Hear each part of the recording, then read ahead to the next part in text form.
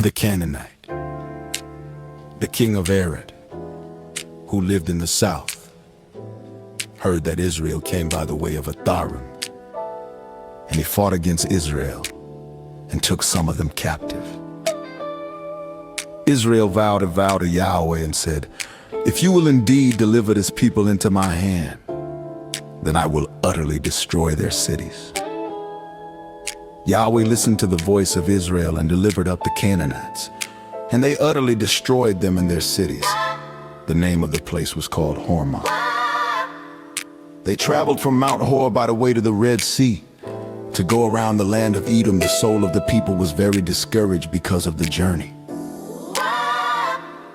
The people spoke against God and against Moses. "Why have you brought us up out of Egypt to die in the wilderness? For there is no bread and there is no water, and our soul loathes this disgusting food." Yahweh sent venomous snakes among the people, and they bit the people, and many people of Israel died. The people came to Moses and said, "We have sinned because we have spoken against Yahweh and against you. Pray to Yahweh that he take away the serpents from us." Moses prayed for the people. Yahweh said to Moses, "Make a venomous snake and set it on a pole. It shall happen that everyone who is bitten, when he sees it, shall live."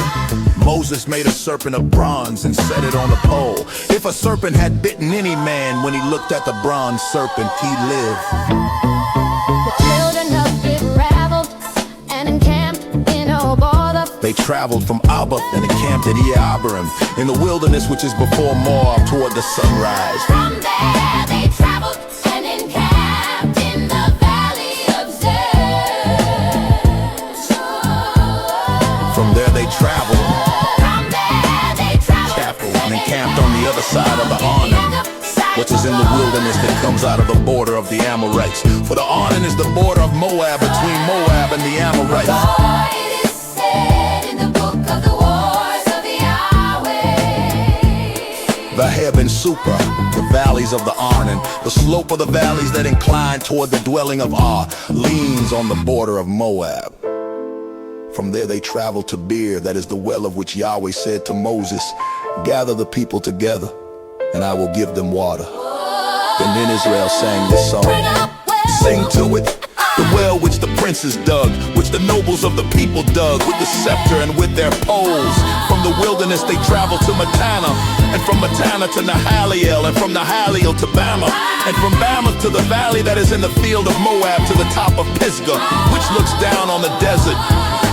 Israel sent messengers to Sihon, king of the Amorites, saying, "Let me pass through your land. We will not turn aside into field or into vineyard. We will not drink of the water of the wells. We will go by the king's highway until we have passed your border." Sihon would not allow Israel to pass through his border. But Sihon gathered all his people together and went out against Israel into the wilderness, and came to Jahaz. He fought against Israel. Israel struck him with the edge of the sword and possessed his land from the Arnon to the Jabbok, even to the children of Ammon, for the border of the children of Ammon was fortified. Israel took all these cities. Israel lived in all the cities of the Amorites, in Heshbon and in all its towns. For Heshbon was the city of Sihon, the king of the Amorites, who had fought against the former king of Moab and taken all his land out of his hand, even to the Arnon. Therefore those who speak in Proverbs say, Come to Heshbon. "Let the city of Sihon be built and established, for a fire has gone out of Heshbon, a flame from the city of Sihon. It has devoured Ar of Moab, the lords of the high places of the Arnon. Woe to you, Moab! You are undone, people of Chemosh. He has given his sons as fugitives and his daughters into captivity to Sihon, king of the Amorites. We have shot at them. Heshbon has perished even to Dibon. We have laid waste even to Nophah, which reaches to Medeba." Thus Israel lived in the land of the Amorites. Moses sent to spy out Jaza, and they took its towns and drove out the Amorites who were there.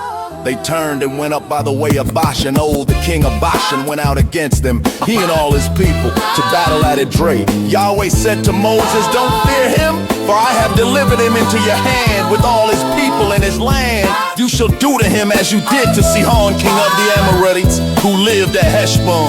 So they struck him with his sons and all his people until there were no survivors, and they possessed his land.